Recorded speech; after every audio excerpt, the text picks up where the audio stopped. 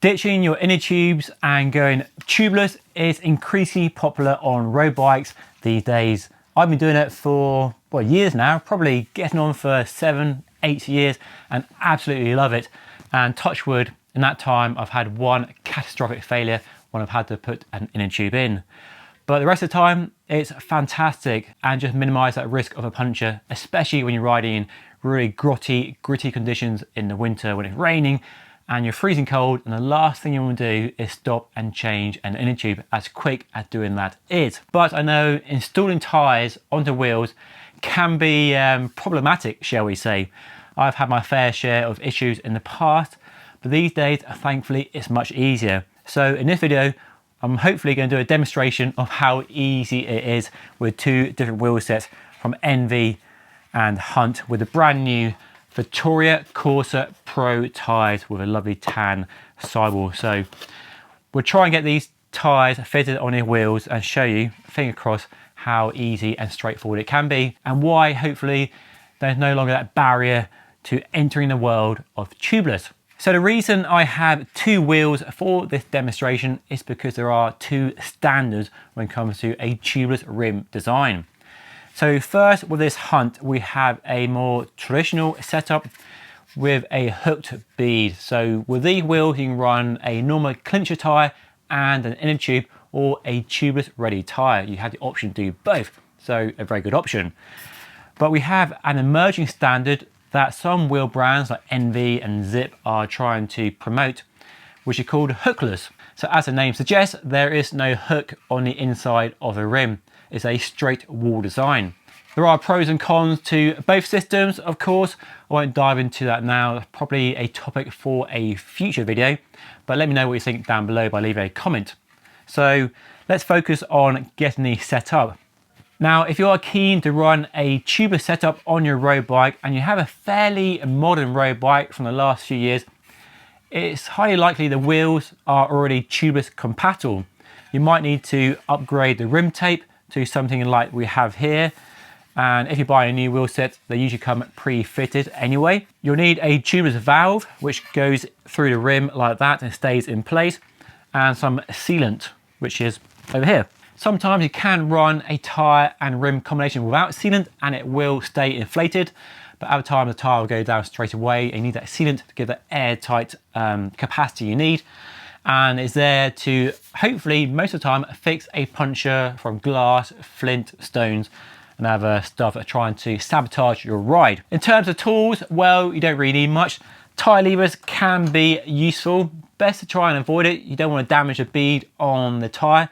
But if you're gentle and the tyre is tight on the rim, a bit of persuasion from a tyre lever is no bad thing. Or you can use soapy water if the tyre is really stubborn. And of course you need a pump. I prefer a track pump, and I'm cheating a bit with a tubeless inflator. So I charge this big chamber here with about 140 psi, and then it releases it in one sudden burst. And that's just handy when you are changing lots of tyres, as I am on a fairly regular basis. So take your wheel, find the valve, do it on a nice surface like a stool, ideal. Find the logo, line it up with the valve, but don't start fitting it yet. Actually flip it over. I'm going to start opposite the valve to give us the best chance of fitting the tyre. So start by putting the tyre in that central channel. That give you the best chance of fitting a tyre successfully, and then just work your way around. Remember Jim's tips about working the slack in the tyre down towards the valve. Might take you a few attempts. Just stretch your tyre with your hands, really push it down as much as you can, then try and just muscle the tyre onto the rim. Not pretty. Have another go at that.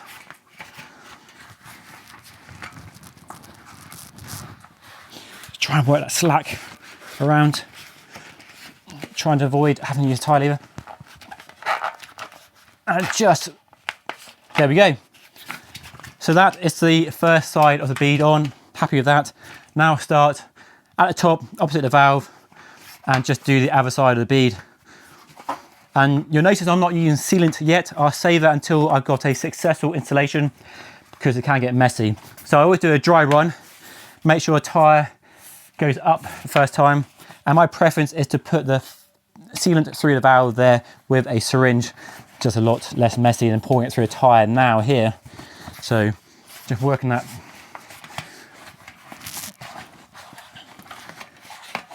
And it's okay to take a few attempts at this. So I've still got a bit there to go. Hopefully you can see that. Just gonna go back to the top, get that tyre in that central channel.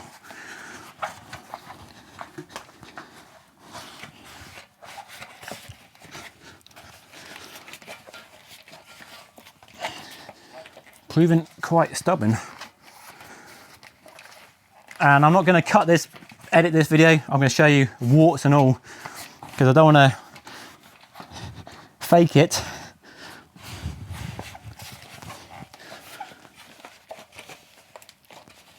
That's proving quite tricky. That's a very tight tyre. So just go back around again.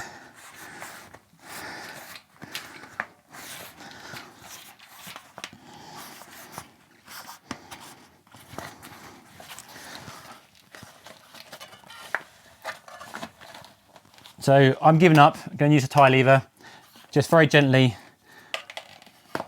persuade that tyre onto the rim. Just being careful not to damage the bead. I'm sure plenty of you are screaming at the screen right now, saying, "What are you doing, Dave? What are you doing?" But there we go. That is on.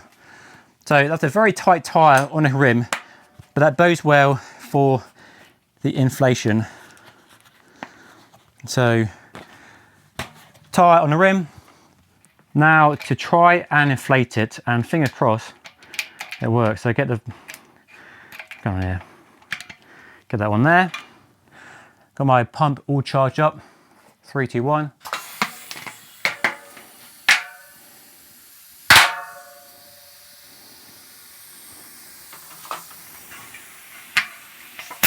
So that is a successful installation. There's a bit of air leaking around the valve, but some sealant inside the tyre would plug that. But I'm happy with that. Went up at the first time of trying. The tyre was quite tight on the rim, which helps with that inflation, as you saw from and heard from the pops and cracks, which is reassuring, although does still make me jump. So now that's wheel 1 done. Let's try wheel 2. Okay, onto the Hunt wheel set. You might notice these wheels have a brake track, which probably gives you a clue as to what bike the wheels are destined for. So again, line up the logo with a valve and flip it over, and we'll start opposite the valve to give ourselves the best chance of a successful installation. So get the tyre in that central channel. And I have to say, this is much easier when you're not trying to film it.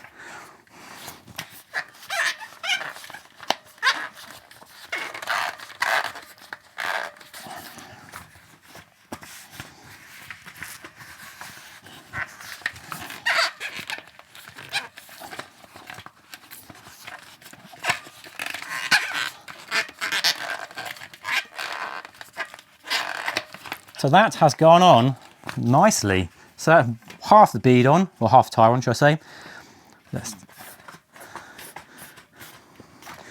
Let's see how the rest goes. I've done a poor job of lining up the logo with the valve there, so I might have to take it off and do it again after this demonstration. But I'm just trying to show you the process.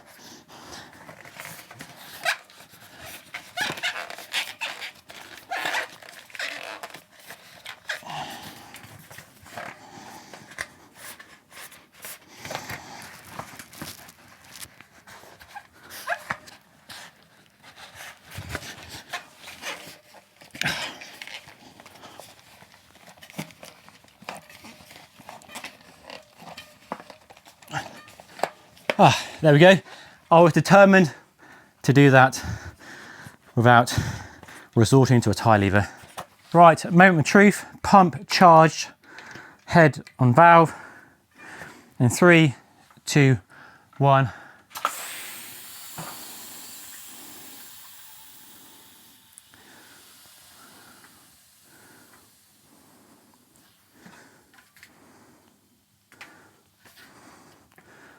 It needs a few more pumps.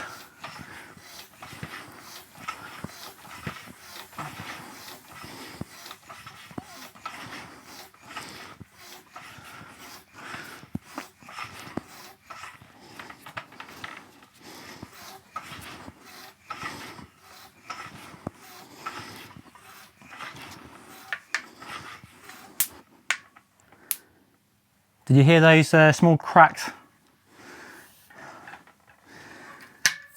There we go.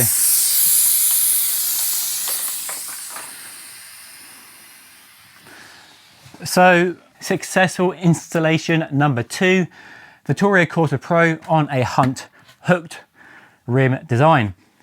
And one thing to check when you are installing tubeless tyres is to make sure you see a line on the edge of the tyre bead around there. Most tyres will have some sort of moulded line. You can see, if I've got another example, perhaps over here. So here's another tyre. I'll give you a close up, and there's a little line above the bead, and you have to make sure you can see that for safety reasons, because if it's not visible, it means the tyre hasn't fully installed onto the rim properly. So make sure you can see that line all the way around the rim. And usually you hear the pops and cracks.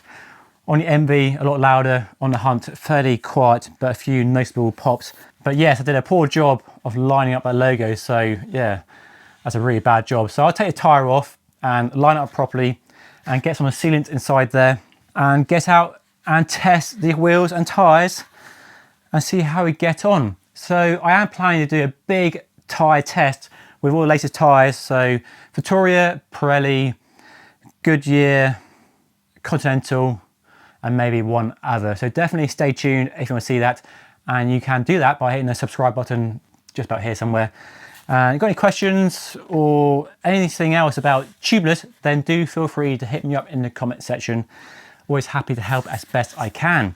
But hopefully this video showed you how easy setting up tubeless can be these days. So not the nightmare it once was, and it means you can enjoy the benefits of tubeless and join me here in the future. Anyway, that's all for today. Thank you so much for watching. I'll see you again very soon.